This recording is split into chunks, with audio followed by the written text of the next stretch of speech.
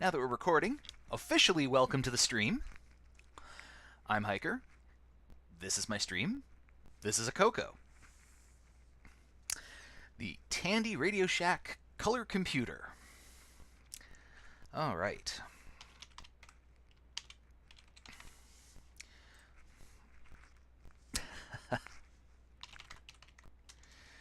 Okay. If I can just remember what I'm doing, I'll be doing great. Oh, come on.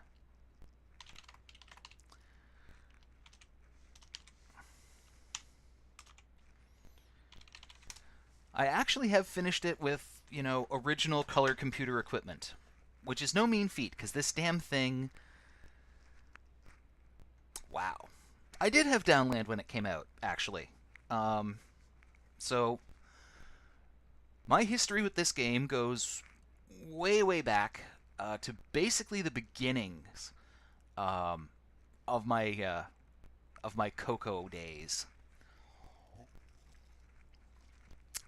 There used to be a Radio Shack in a little plaza near where my mom would go shopping, and sometimes I'd just wander in there to see whatever they had on display. They usually had demos set up of like their little LCD games and other things. You could fool around with an Armatron if you wanted. Those things were awesome. And they'd usually have a color computer set up near the entry of the store with something playing on it. And the demo game there was usually Downland, or as the title here seems to imply, Downland. What can you do? You have only so many pixels to draw letters.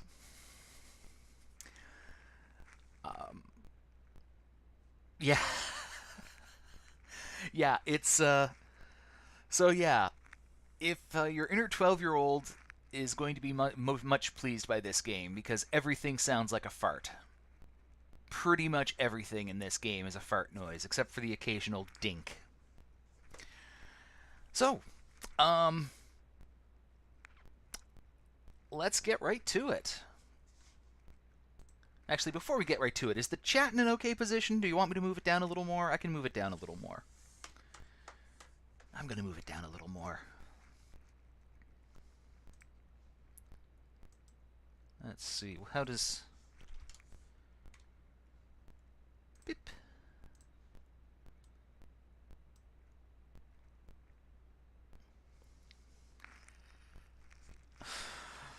Okay.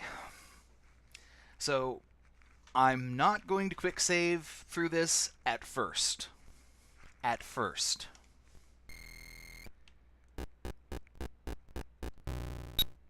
So, that's not Mario. One thing I thought was interesting, to me at least, I mean, the obvious inspiration for this game would be Donkey Kong, but the other one that immediately came to mind, since you're always gathering keys and stuff, would be Montezuma's Revenge. Funny story, this actually came out ahead of Montezuma's Revenge.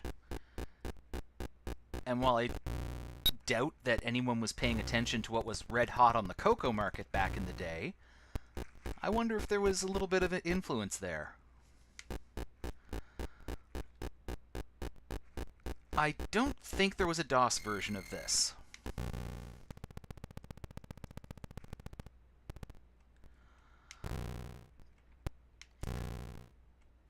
The games that it makes me think of most are Montezuma's Revenge and maybe Baguette Man? That was the old arcade game where you played a convict picking up gold bags and avoiding a prospector with a shotgun.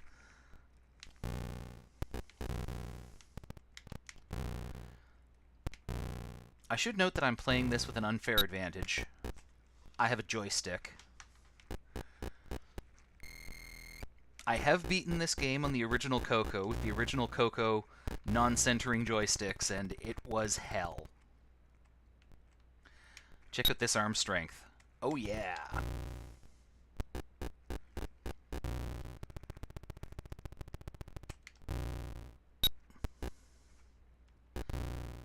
Oh, this was long... Oh, shit. Reduced to a puddle of slime.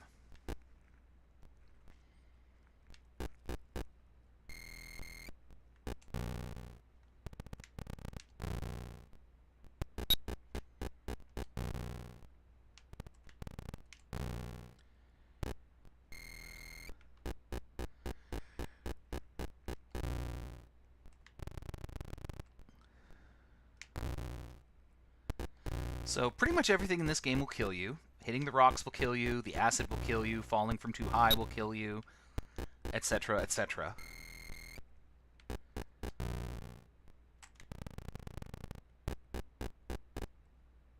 Now if I was speedrunning this game, I wouldn't be going for any of the treasure, of course.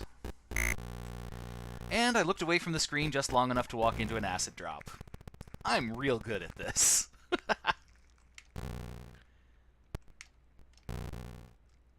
Rope skipping strat.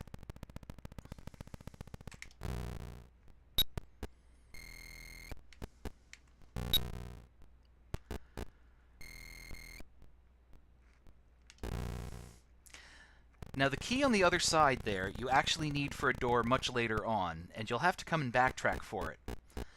But if we ever decide to do a speedrun strats, like a speedrun route for this game, you'll probably just take a death jumping off of this rope to get it.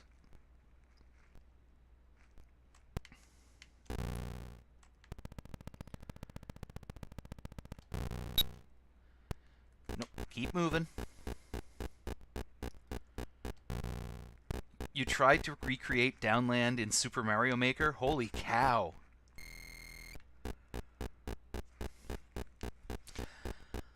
Yeah, when I was a kid and I didn't have anything else to design games with, I tried to design Downland levels on an Etch-a-Sketch. I was that into this. Oh, that was close.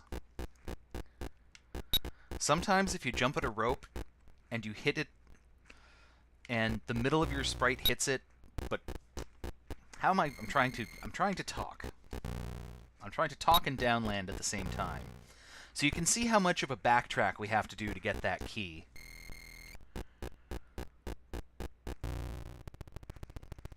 Where was I?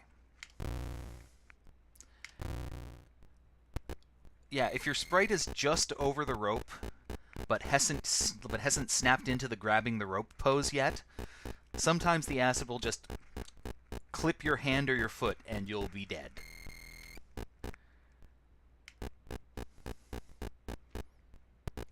I used to be so exuberant about getting this far in the game that I'd jump off that ledge, and I'd die.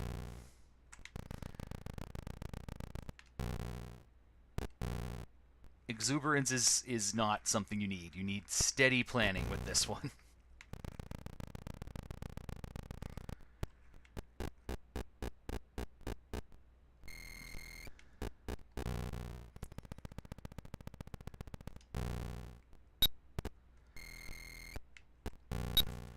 Yeah, honestly, if you could just jump off of this ledge and grab the end of that rope in your fall, even that would make it a little less backtracky, but meh. Hey, Retro Fox. Sorry you missed the early part of the game, but I've only got 2 lives left, and I guarantee I'm not going to get very far. I promise myself not to save state this one at first.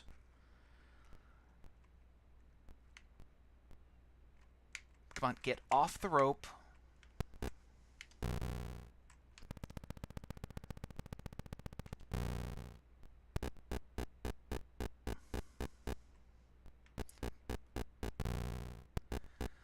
I never had a name for this guy, either. Like, it's not named in the manual at all.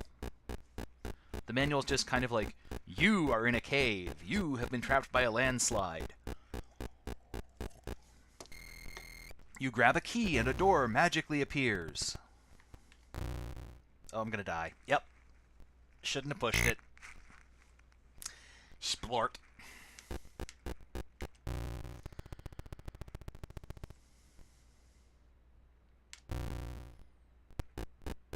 Climb man?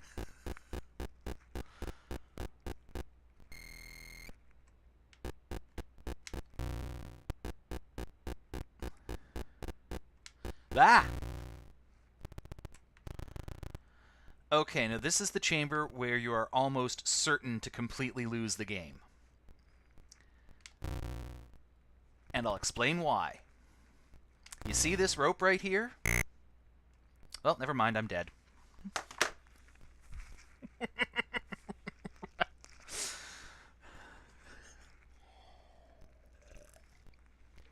Hiker Man.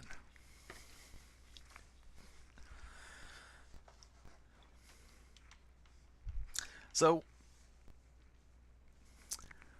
welcome Retro Fox. This is Downland. This is a classic on the Coco. So the reason that rope in Chamber 5 kills you, and that's... I don't think there's a speedrunning community for this game, but if there was, that rope would be where runs go to die.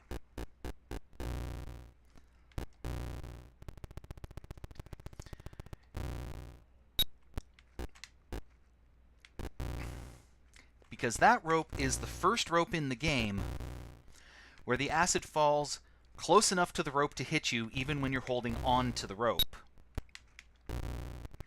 The other ones are spaced out enough that they miss you, just barely, if you're holding on to the rope. That one, nope. They're close enough to catch you. And on top of that, you have to execute a difficult jump off of the rope and onto the cavern wall in order to get the key.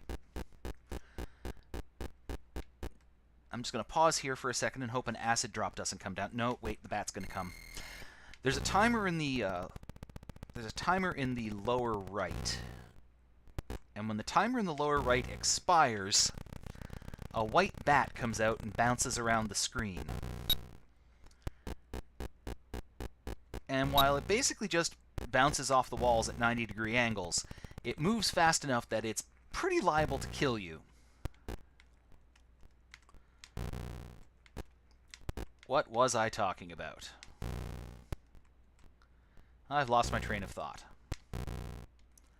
Ah! No, no, no. This run is going well.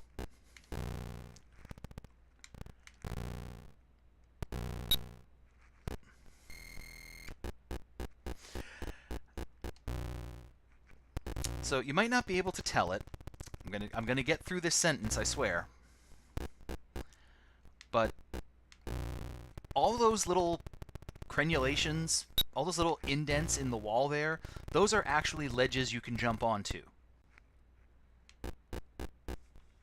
You might... Oh, I hit the mic, sorry. You might just assume they're scenery. And that would be a safe bet. But no, you can actually land on them. And if you do land on them, you have to very, very carefully turn around so that you can jump back off again. Okay.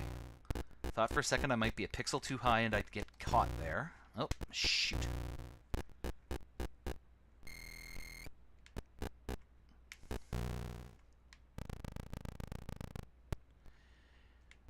Honestly, for what it is at the time, this game has amazing collision detection.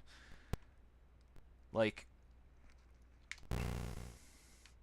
I think most games at the time, most platformers like this anyway, if there were any platformers like this in '83, I don't remember, mostly relied on like bitwise operators,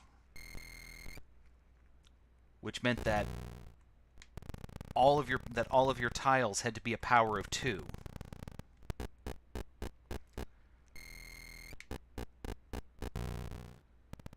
But yeah, this one's has some very fine collision detection, which is what enables you to do things like land on the walls. On the other hand, yeah, it's a little finicky and it kills you occasionally.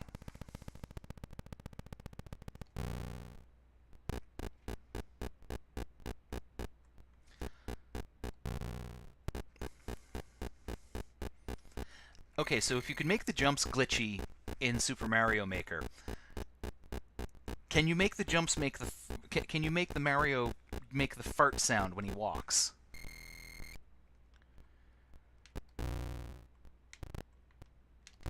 Yeah, I would throw this out there as an early example of a precision platformer.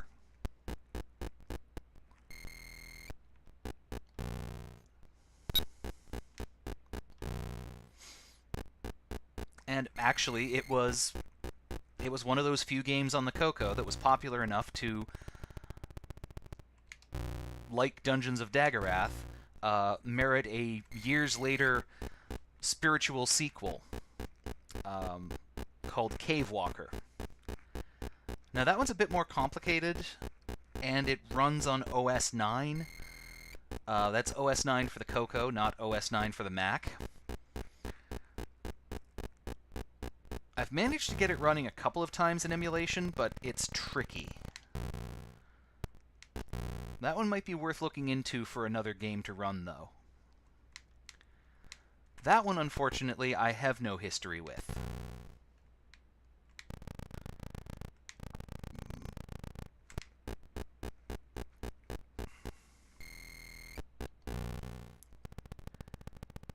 I never actually ran OS 9 on my Coco back in the day. I wasn't that lead a kid.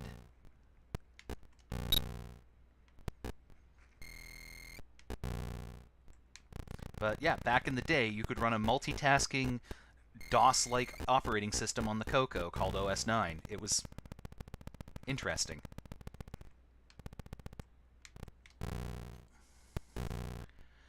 I just would have assumed that somewhere in the Mario Maker sound font there would be a fart noise.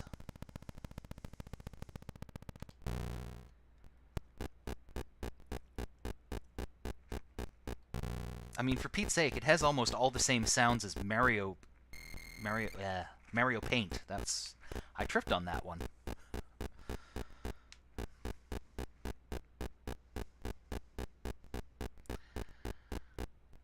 Okay, so, I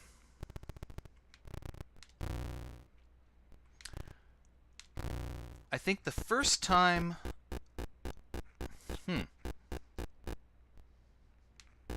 The color computer was my computer,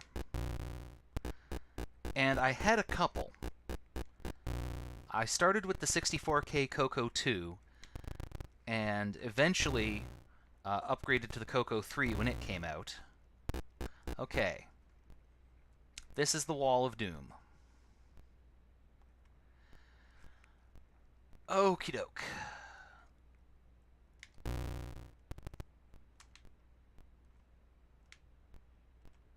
Oh, come on. Let me climb. Oh, this bastard of a rope.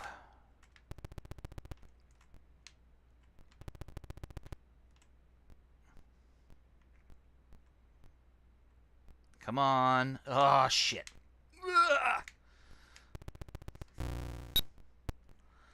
Can I jump without turning around? If you mash it just right. Yes! Nope! Go, go, go, go, go, go, go, go, go, go, go, go, go, go, go, go, go, go! Ah, okay. Crap.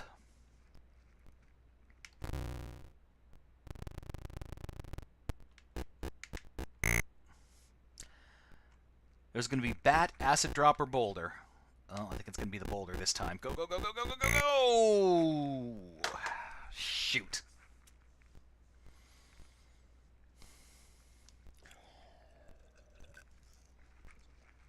Nope, there are other keys. You need to go into the door at the lower left in order to get keys for the later chambers. I've tried that. And no, you can't skip the rope. That's one of the best runs I've had going up that rope. Like I said, it's kind of cheating to be using a regular joystick with this, because in the old days, you'd be playing it on the little pot-style joystick like this, and in order to get your guy to stand still, you'd have to, I used to have to pinch my fingers together at the bottom of the joystick just to make sure it was standing straight up. I had some interesting calluses from playing Coco games, let me tell you.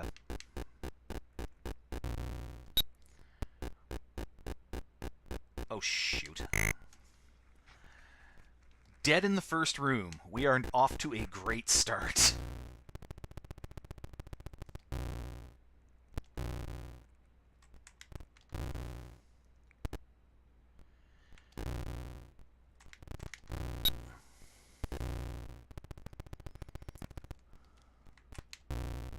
Something else that's cool about this game, it's only 10 chambers, which is more than enough because they're real hard. But if you actually look at how they're connected together, they fit. Like, you can actually... The map of this game actually fits together coherently. Which is neat. Which is something that a lot of games back then didn't do. Like, rooms were in arbitrary places and fit together in arbitrary ways.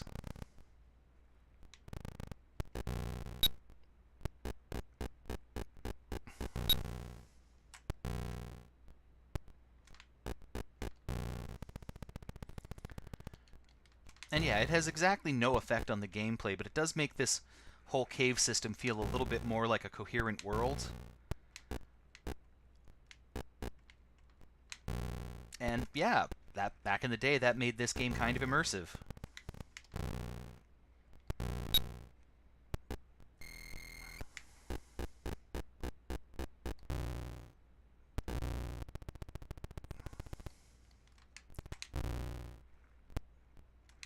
Oh, no, no, no.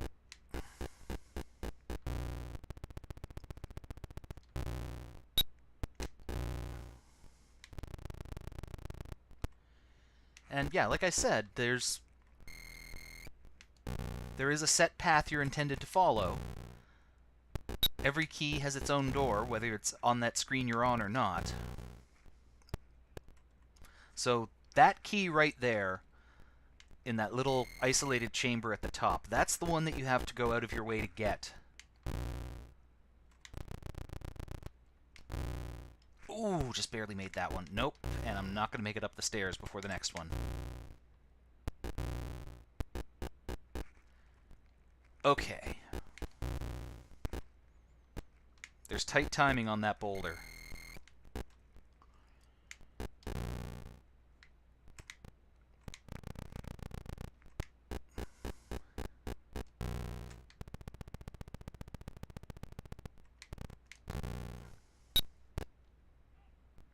I always like this little skip.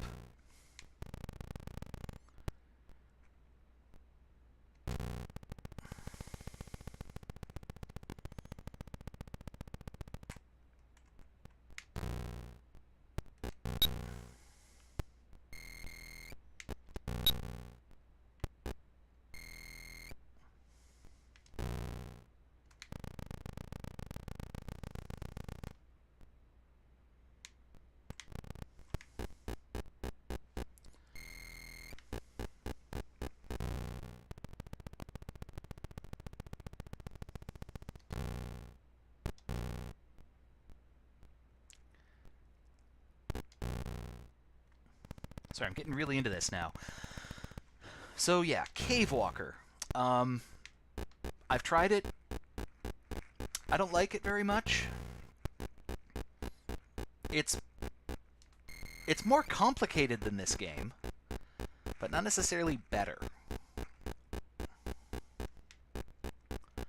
It has its charms. I'm not saying it's bad. I'm just saying I cut my teeth on this game.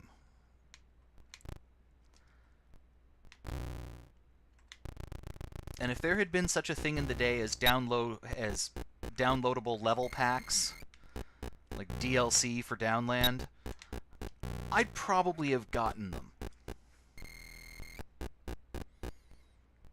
Like just a straight up Downland 2 with 10 new chambers would have been great.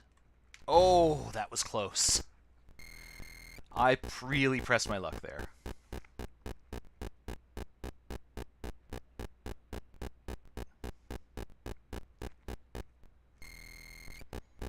Theoretically, this is supposed to be a high-score game, too. I mean, you're supposed to go after the points. You're supposed to want the points. The points are shiny. That's why they look like treasure. Well, the bags of gold look like treasure anyway.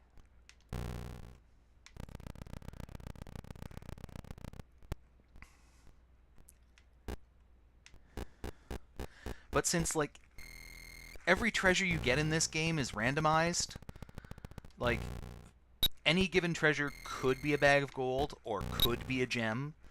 It changes every time you play, and since the points you get for them are arbitrary anyway, I mean, for God's sakes, this game uses the ones digit in your score. There's really not much call to go after them.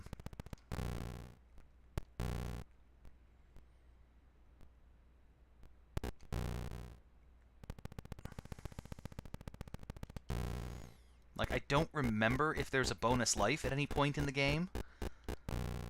But if there is, you can probably get it just from collecting the keys and completing the chambers, and not have to worry at all about picking up treasure along the way.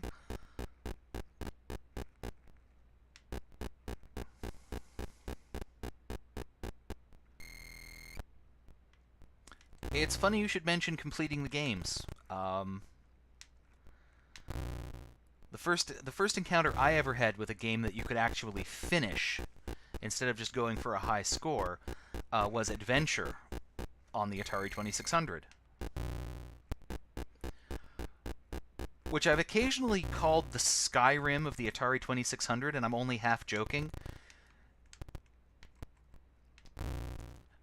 In that part of the reason the game is awesome is because it's a large, coherent world for the time, and part of the reason why it's awesome is because it's glitched to hell. Oh, this is a good rope run. Oh, get off. Get over. Okay. Yeah, you do that, buddy. Okay. Bam! Good, good, good, good, good. Go, go, go, go, go, go, go, go, go, go, go, go, go, go, go! Yes! Ugh. Now, can I get out the door? Okay, I'm just gonna come over here and follow the rock into that door, and here comes the acid. Shit. Thought Ow! Didn't mean to respawn like that. Well, at least I beat the bat.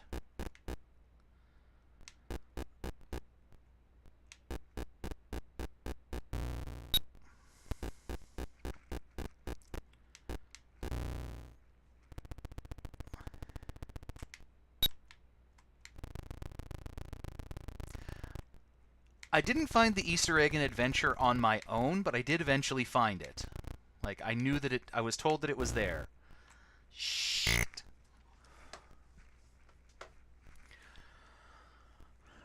But yeah. So part of the reason that I call Adventure the Skyrim of the Atari 2600 is that the glitches in the game are almost as fun as the game itself.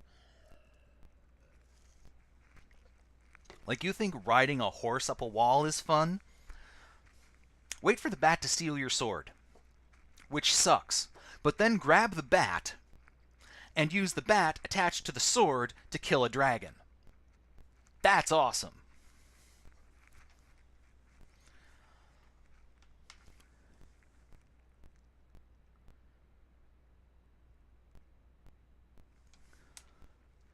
All right.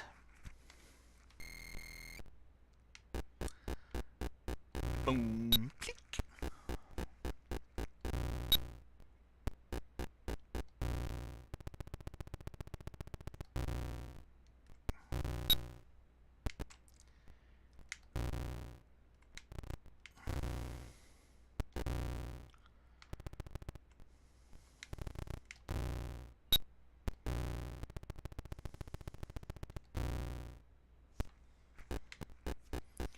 But yeah, Chamber 5 is the run killer. There's a bunch of other spots in the game that are difficult, but Chamber 5 seems to be, well, it was always where I would end up dying the most as a kid. And usually by the time I get through Chamber 5, I have so few lives that the first thing that comes along in the next couple of chambers would take me out.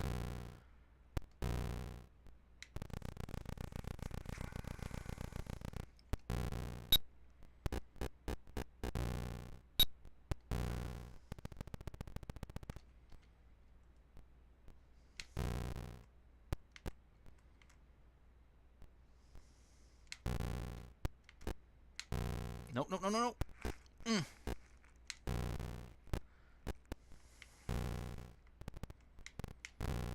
One thing I definitely would not want to do is Downland second loop. Downland second loop would just be hell. In Downland second loop, the acid falls a lot faster, and I think all the ropes have close acid drops.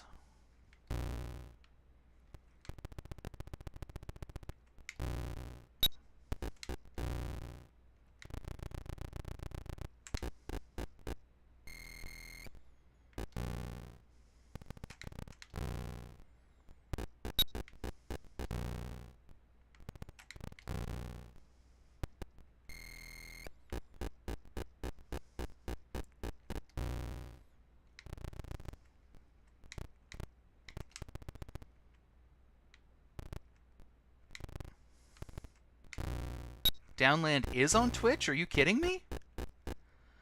I'm sorry, man. I tried to set my gamer tag through Streamlabs, and Streamlabs is not good for some things. I'll try to fix that in a bit.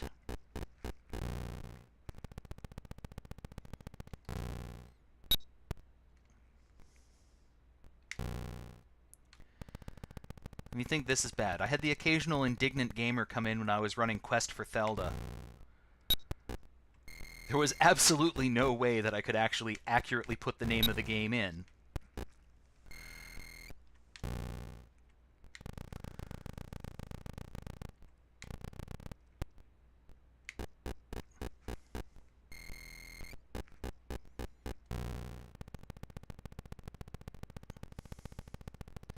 On the one hand, I want to save time. On the other hand, I need extra lives.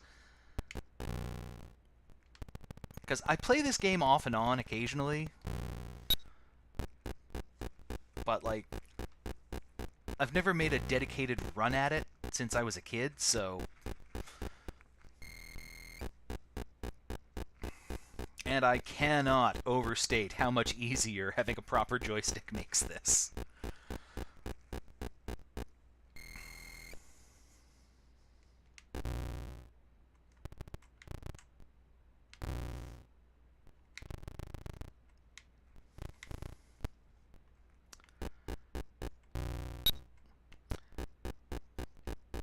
Sadly, Downland is one of the Color Computer 2 games that will not run on the Coco 3. And at some point after I switched over to the Coco 3 and the Coco 2 went into storage, I lost my copy of Downland. What the... Ugh. You might have heard it there for just a second. You'll probably hear it again in Chamber 5 at some point. But the worst part about getting hit with an acid drop while you're overlapping a rope is that the whole fall down you make this sliding rope noise.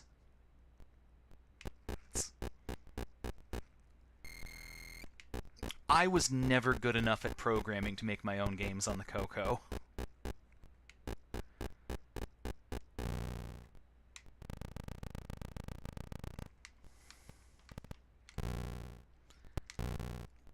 Had a subscription to the Rainbow magazine, though.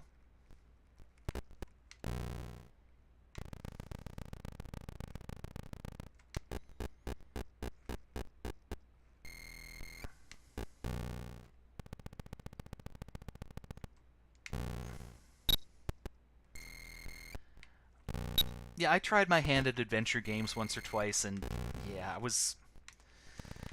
I never had the time. I had to share the computer. I didn't have a disk drive until I was well into my Coco 3 days. It's sad. Lost opportunities, man. Blah.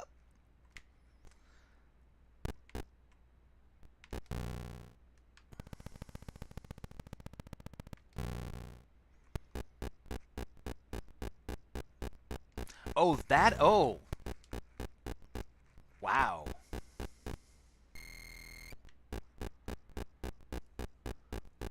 That's... I'm not saying that you couldn't make adventure on the color computer. I'm sure you could get a pretty good approximation of it.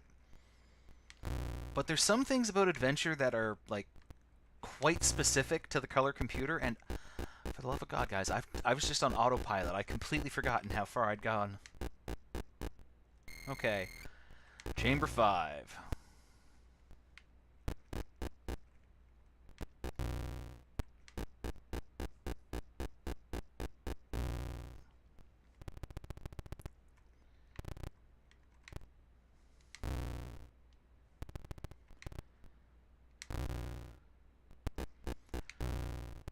The thing about adventure, and yeah, we're talking about the Atari while I'm trying to play a Coco game, but still, the thing about adventure is there is so much packed into that little 4K of ROM. Like, it is an absolute masterpiece of programming. And that's including all the glitches. Go! And there it is, my first Chamber 5 rope death. I'm surprised it took that long.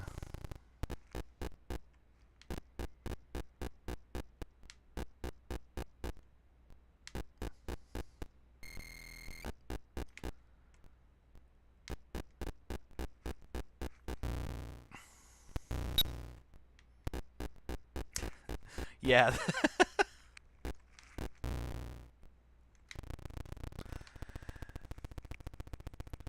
Yeah, it's kind of blatantly clear that in the early days of Atari programming, they had programmers and not graphic designers.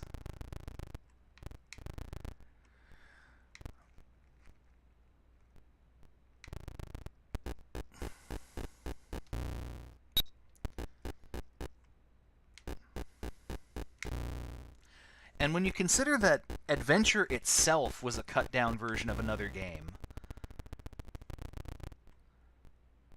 the original intention was to try and make a graphical version of Zork, aka Colossal Cave Adventure. Keep going, keep going, keep going. Okay.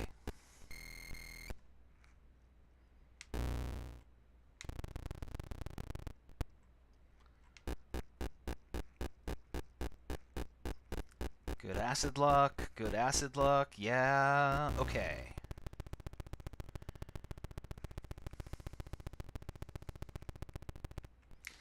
And I'm probably going to get batted right here. I'm just going to stop here and hope the bat doesn't get me. Okay. Go, go, go. Oh, so close.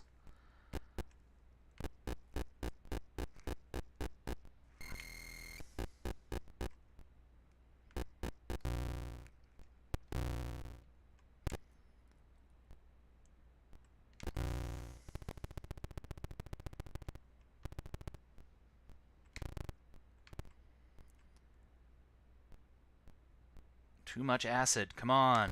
Let me go. Oh, just barely made that rope. And now here we go again. Hup! Ah!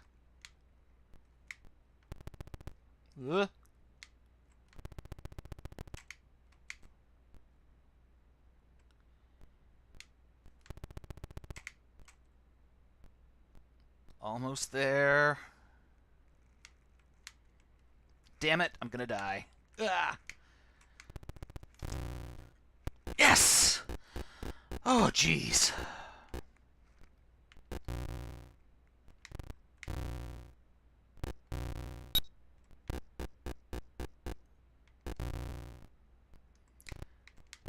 Yeah, just in case you want to go back to the previous chambers.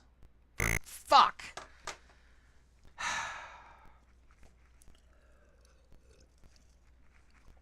Let me catch up on the chat a little bit here.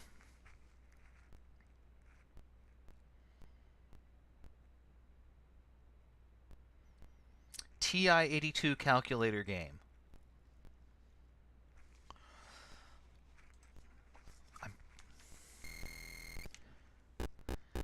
Oh, and this time everything is gems. Ah, for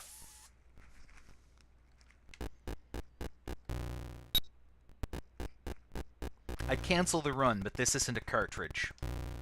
Since I'm running it off of disk, if I hit reset, we have to sit through the load screen again. It's okay. It's alright. Everything's fine. Just because I'm an idiot doesn't mean we should kill the run.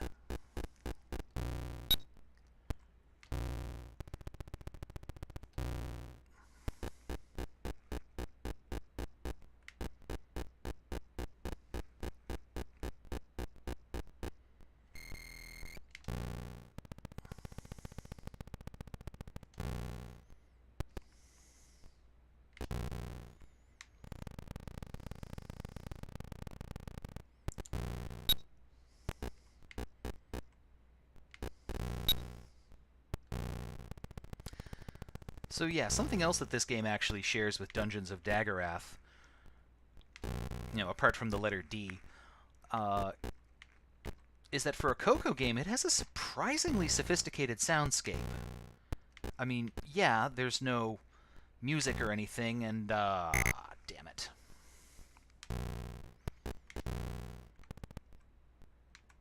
There's no music to be heard, but, most of your actions have a different and unique sound effect, even if all of those sound effects are kind of farty. Like, games like this and Dungeons of Daggorath are why I never realized as a kid that the Coco had a very limited soundscape.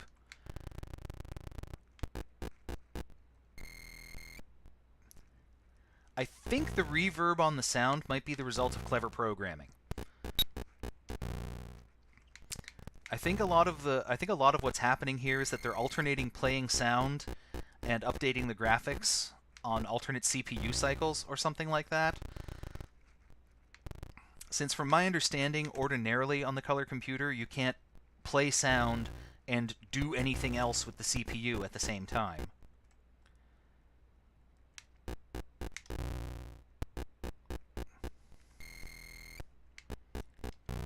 I'm not super well versed in the technicals, but that's what I've been told in any case.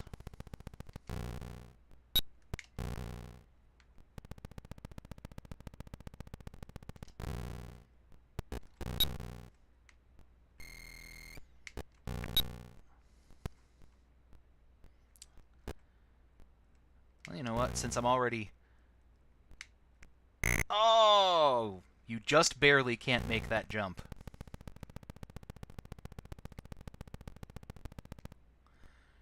Whee!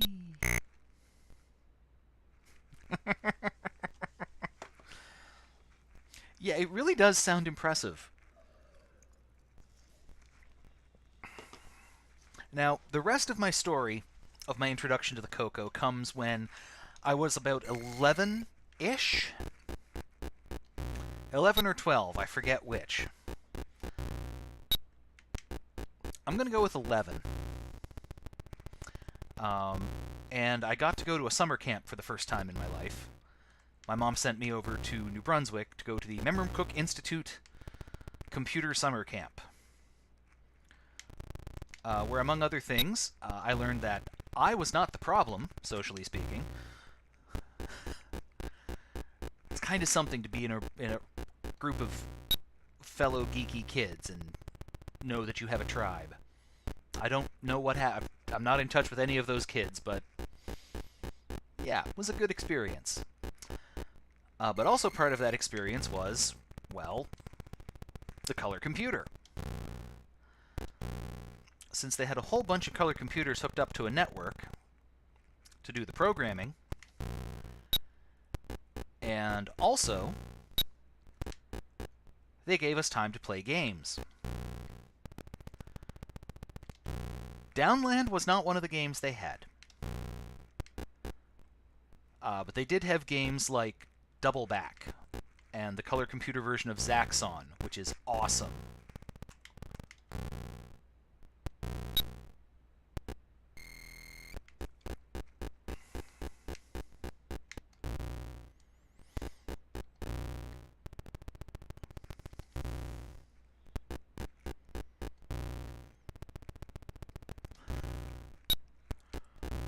Was so far back in the chat, I don't know what RetroFox is making that face for.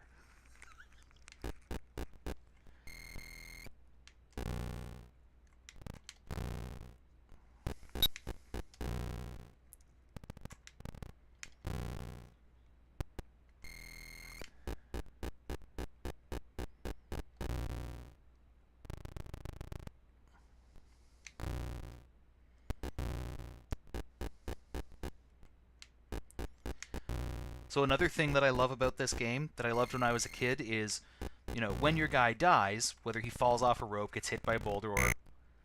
What happened there? I should have been immune from that acid.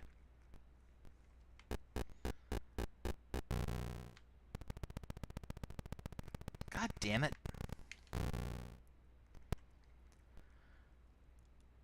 Yeah, that was cheap.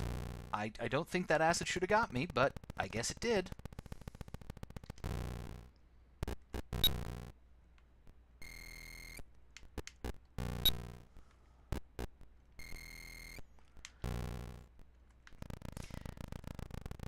But yeah, like, your guy just goes splat into a little pile of viscera. It's like, for early computer games, it's sort of super gross and edgy.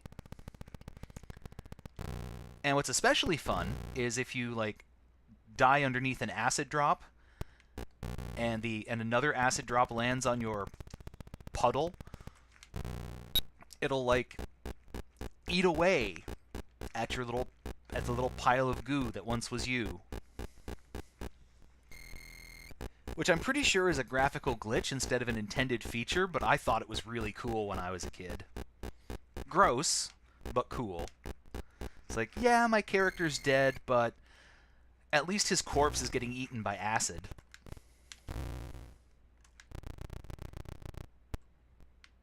And considering how much you had to fight with the joysticks on this system, sometimes you were like, yeah, you lie there in a puddle. You lie there in a little pile of goo and viscera with acid eating away at you, and you think about why you didn't jump when I told you to.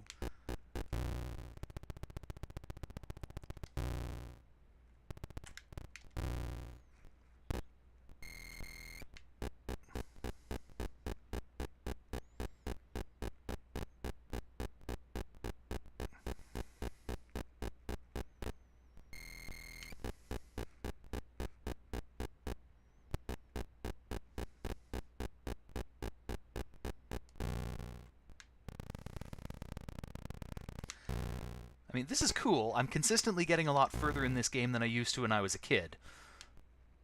And I'm putting that all down to this joystick.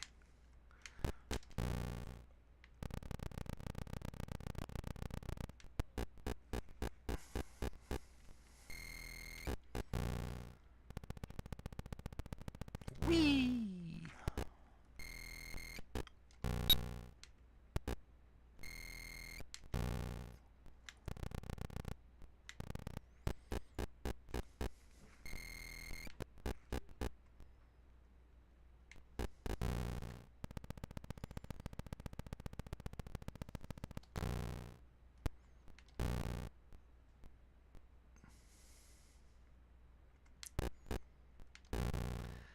This was on cartridge from Radio Shack. The version I'm playing is a disc dump, mostly because for whatever reason, XRoar won't run cartridges, and this specific game doesn't work on the Coco 3. There might be a Coco 3 patched version on the archive. I didn't look. I wanted to play it in this emulator anyway because this emulator is the one that has the proper color palette and the simulated CRT blur.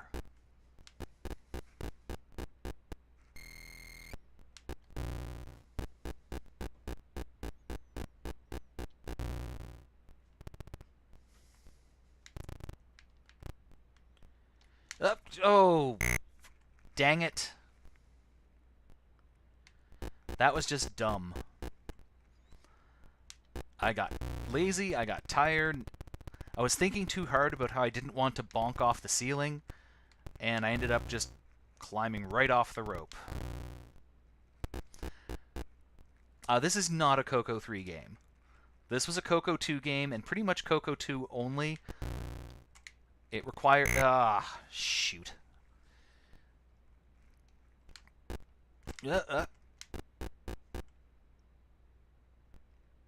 It required 16K, which I'm pretty sure meant you needed to have a Coco 2. I think the original Coco only went up to 8, maybe? Yeah,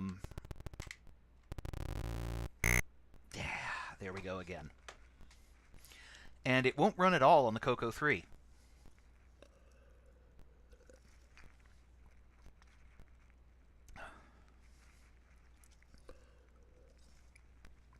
At least the cartridge version definitely won't. Actually, The way it was explained on the Wikipedia page was that the copy protection routine for this game, which, I mean, good job, the copy protection for this game actually wrote to ROM. And the particular part of ROM that it addressed was a part that was taken up by the Gimme chip, the graphics chip that was in the Coco 3.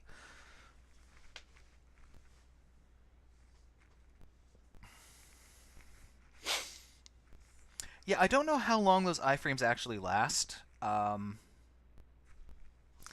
know what? I feel like just maybe taking a little break right now because I've been at this for almost an hour, and this is. So let's just have a look at the manual for a second here.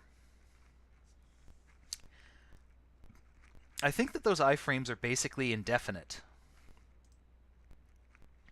Like it doesn't start up again until you actually make a move. Of course, with the original joysticks, you could end up making a move without wanting to. Oh, there is a pause key. If you wish to pause while playing the game, press break. The action freezes. The counter stops. When you're ready to resume play, press clear. Fabulous. I don't know where clear is on this keyboard.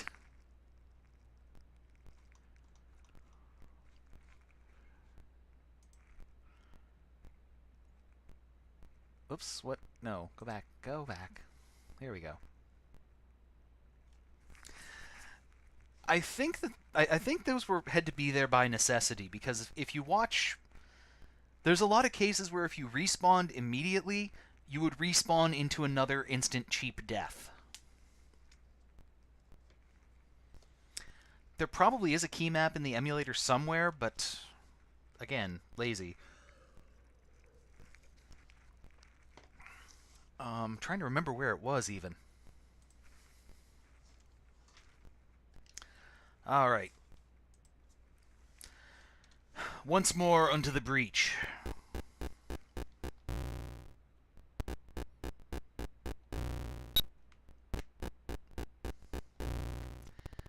One reason I don't like the gems is that the gems do not have as good a hitbox as the bags of gold. I don't know if this is using color collisions for its hit detection or what. But you have to be, like, right on the base of the gem in order to get it.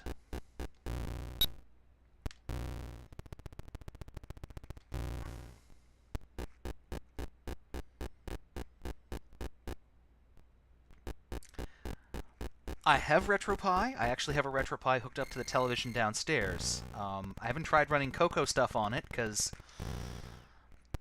there are issues with running old computer games on a television like that.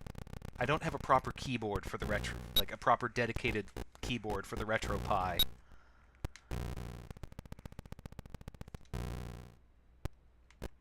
Although I did spend an awful lot of time after I got the RetroPie hooked up playing a couple Commodore 64 games on my television. Impossible Mission, man. Yeah.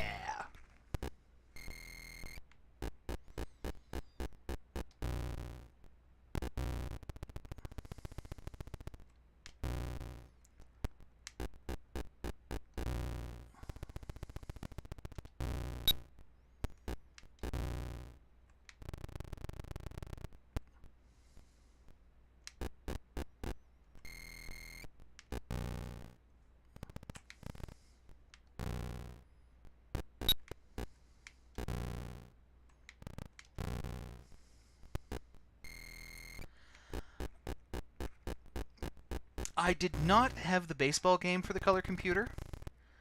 I played it. It was one of the games that we played at Memram Cook.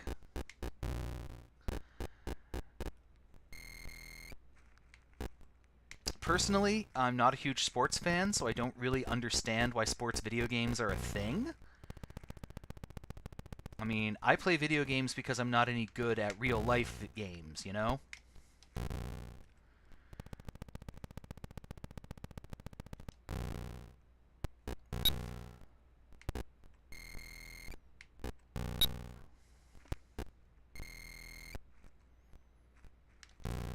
I think I've mentioned this before, but like my current Coco cartridge library is a little strange. For one thing, it's missing Downland, which pains me greatly. I still have my copy of Thexter for the Coco 3, which is good. It's by far not the best version of Thexter, but it's nowhere near the worst. But somewhere along the line, I acquired copies of Predator and Super Pitfall. And to this day, I don't understand why those cartridges exist or how I came to own them.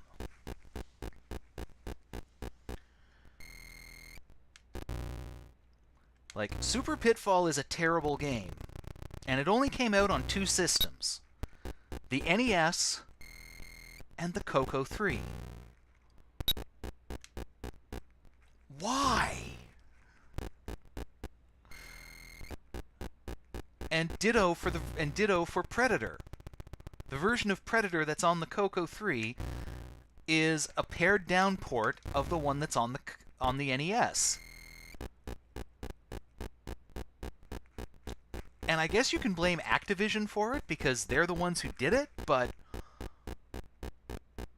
why?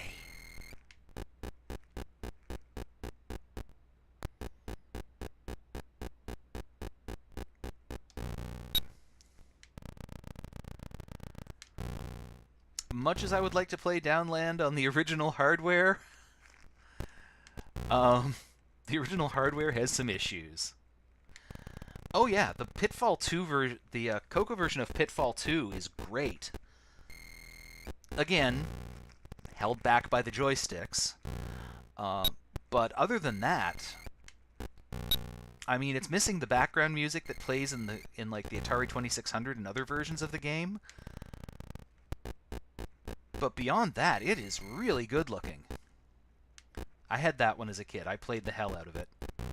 Actually beat it once or twice.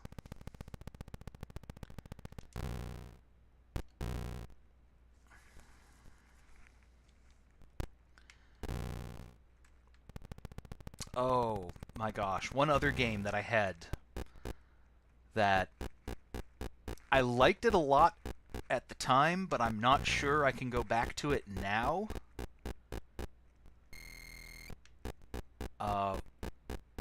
Was a game called Gana Buana,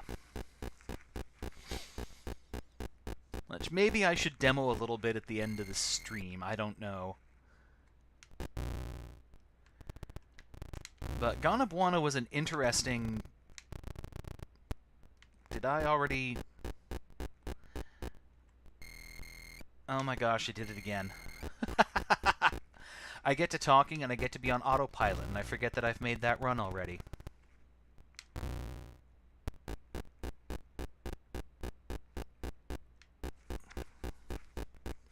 Oh, sorry, Retrofox.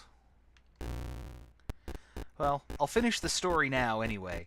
The reason I'm not sure I want to replay Gana Buana is it's kind of sort of hella racist.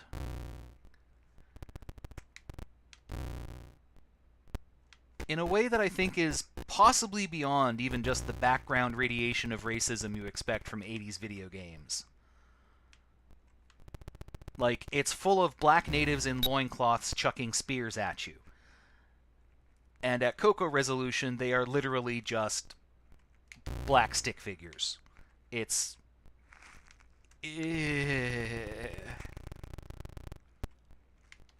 And I mean, the name of the game is Gana Buana, for Pete's sakes. I'm pretty sure that that mangles 2 different African cultures together.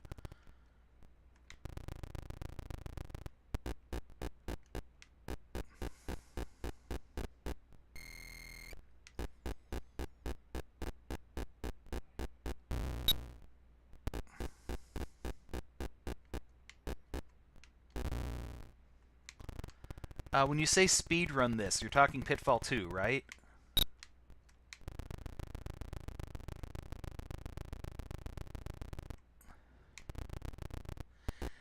The Coco version of Pitfall 2 has some interesting glitches that would make speedrunning it a lot easier than certain other systems. Oh, balls. Okay, wait, wait, wait, wait, go.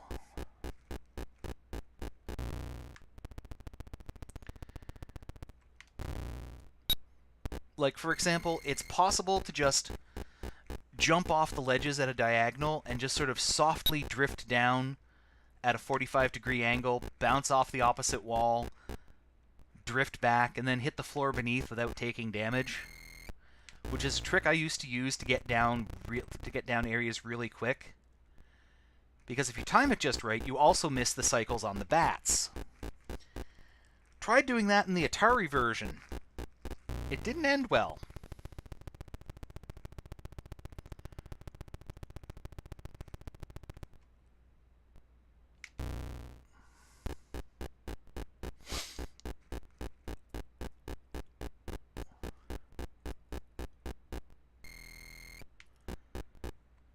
Yeah, there are times when I'm watching the Awesome Games Done Quick streams and various other speedrunning events where I really wish they had a category for Atari games. There's only a few that you could run. Like, you could run Adventure, you could run Pitfall, you could run Pitfall 2.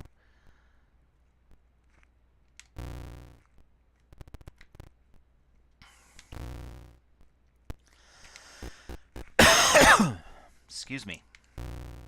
Ugh, damn it.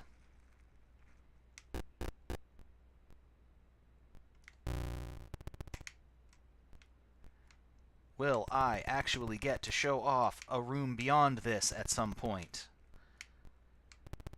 Not if this acid has anything to say about it. Oh, God.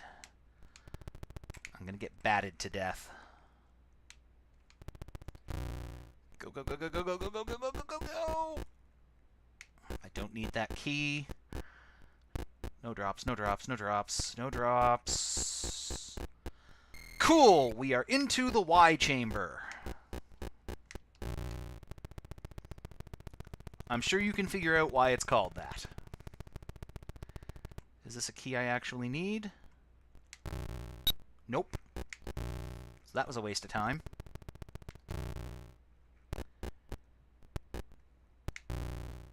Ugh. Ugh. Do you mind? Ah! Crap.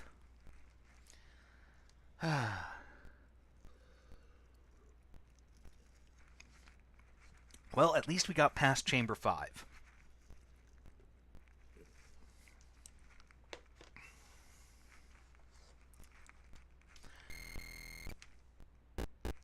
Okay. Alright, not very good luck with those acid drops there. Gonna have to climb the rope of shame.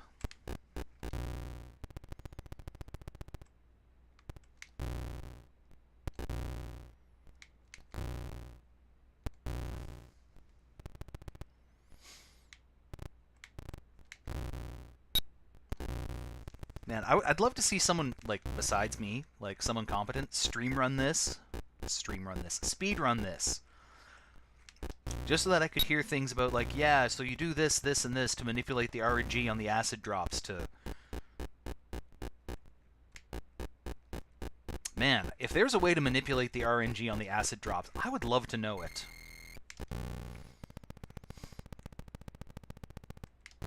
Me? How long have I been streaming?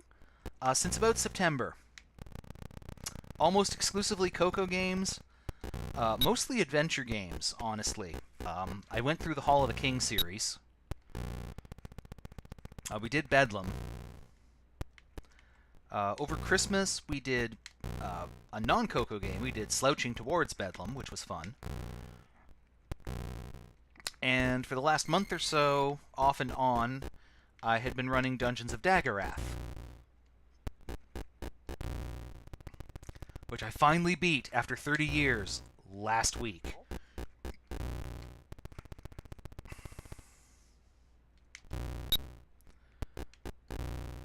And yeah, Dungeons of Daggerath is just the coolest game on this system. I started running Dungeons of Daggerath on Halloween because, honestly, I consider it to be a horror game. At the very least, it's one of the most tense and scary games I've ever played. because it's just constantly monsters making noise around you, and everything can kill you if you're not careful.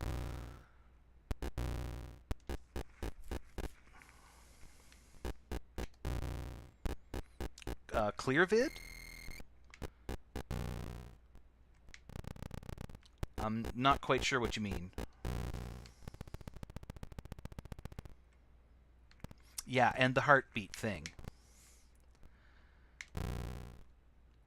There's nothing that makes you feel less like the hero of legend than when you're stuck in a long-ass corridor. There's an ogre bearing down on you, and you have a wooden sword, and your heart is going a mile a minute because you walked 3 steps too quickly.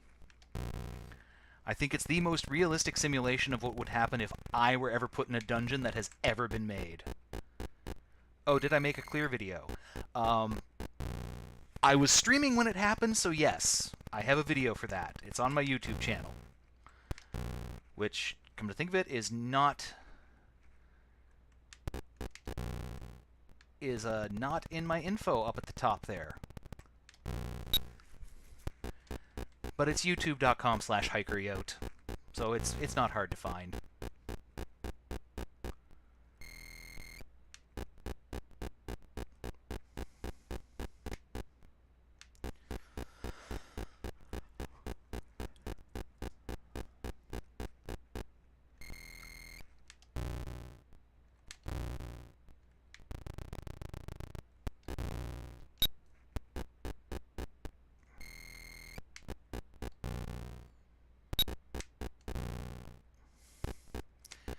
I used to wish there was some way to jump diagonally down through that gap and catch onto the rope.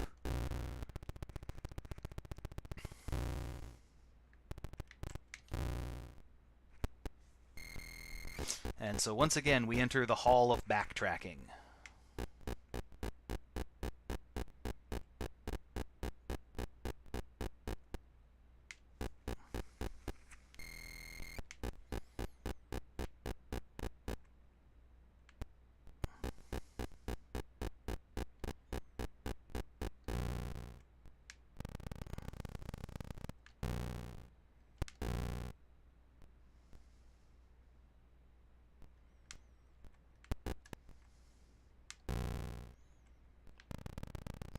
Yeah, Felda! I mentioned Felda earlier.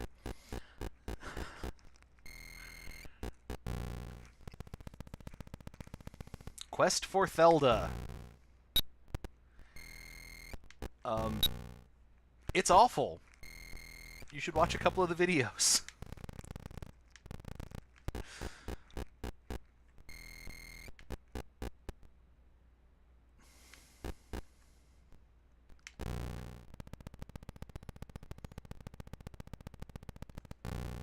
Yeah.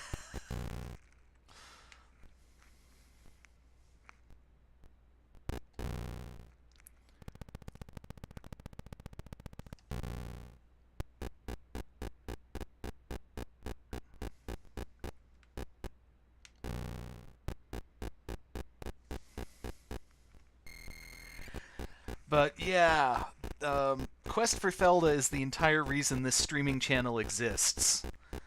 I discovered that that game existed, and I played it, and I felt that I had to share it with the world. Since up to that point, like, 5 minutes of footage of it existed online. So I've got the whole thing up there, several runs of it, archived for the world to see. Because it is my firm opinion that the world needed to see the Quest for Felda.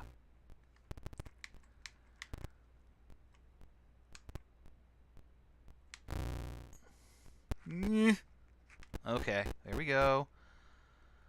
Okay, time is not on my side. Oh, excellent acid luck. Get out of the way. Stop, stop. Oh.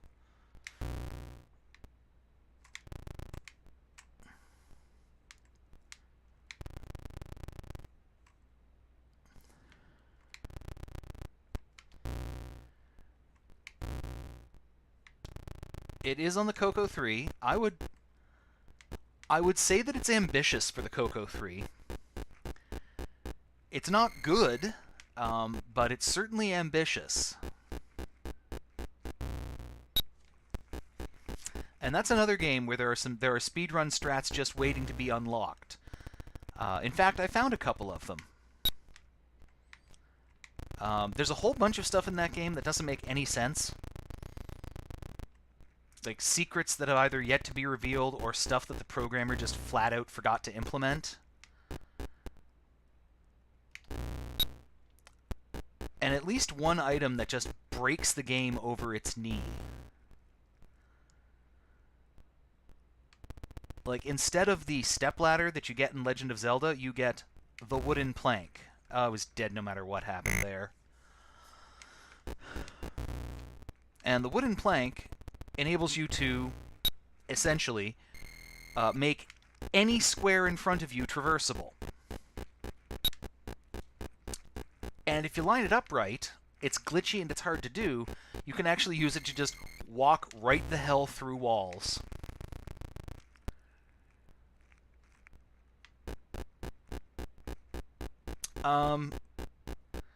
Asking me if it's legit is kind of if it's legit or homebrew is kind of a loaded question. Technically speaking, everything on the Coco 3, except for stuff directly published by Radio Shack, is homebrew. Like, most of the major software houses for the Coco 3 were literally some guy copying his own discs in the basement. Quest for Thelda is legit in that it was actually published by one of the major game companies for the Coco 3, Sundog Systems. That's about as legit as it gets. I mean, it's a ripoff of The Legend of Zelda. It's not going to be legit no matter what you do. Oh, good acid luck. All right. We're cruising now. Don't get cocky. Don't get cocky.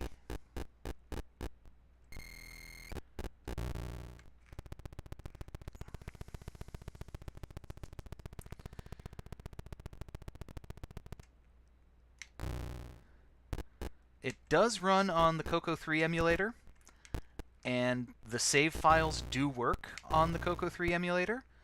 So if you're really jonesing to, you can find it in the TRS-80 Color Computer Archive online.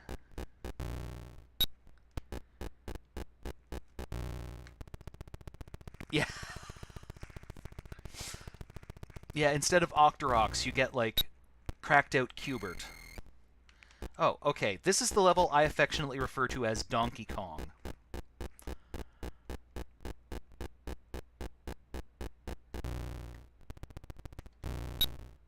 Chamber 8!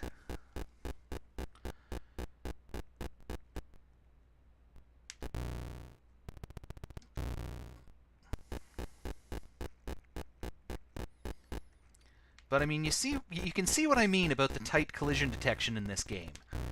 It has to recognize that that one pixel thing is a platform. Which is a ballsy ask for a computer this old.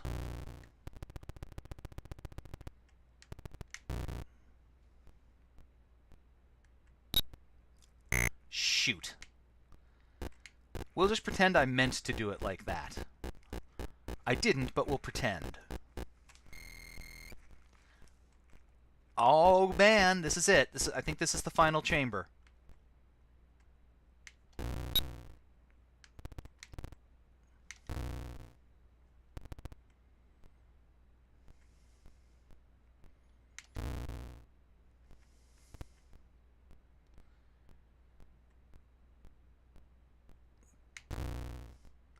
Okay, I don't need that key. That key is a trap.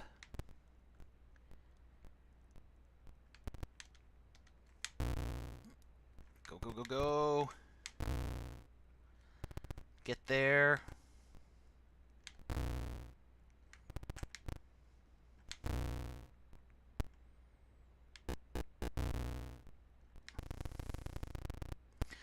Two reasons. One, I'm pretty sure that that's the key that opens up a door on the left-hand side of the chamber, which is a one-way trip back to Chamber 8. And for another, it's just really goddamn hard to get. Yeah! Okay, second loop.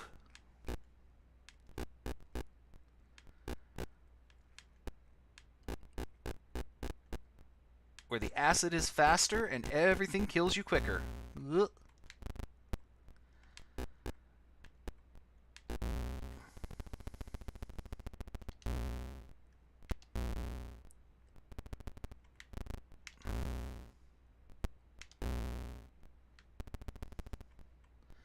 Okay, most of these ropes seem to still be safe. But keep an eye out.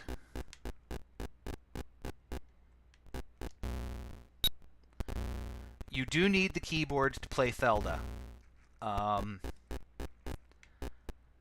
If you've got a joystick, it will recognize 2 buttons. But in order to actually activate your various menus, you're going to need the keyboard. And you're going to need patience, because the menu system is glitchy as heck. If you watch me playing it on the stream, you'll notice that there are lots of times where you can just hear me banging and clicking, trying to get the stupid thing to register that I want to select something else now, please.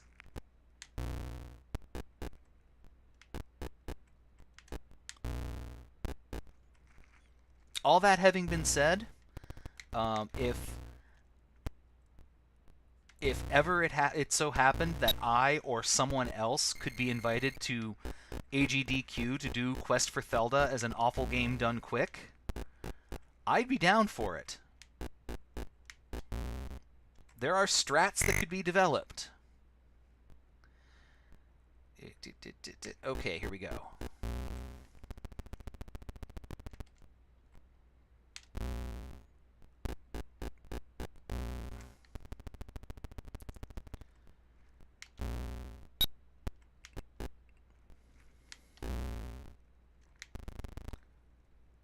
Oh. Oh. The keys are in different places now. And I didn't notice because that was the first... Oops. And splut. And I didn't notice because that's the first one I grabbed where the key was in a different place.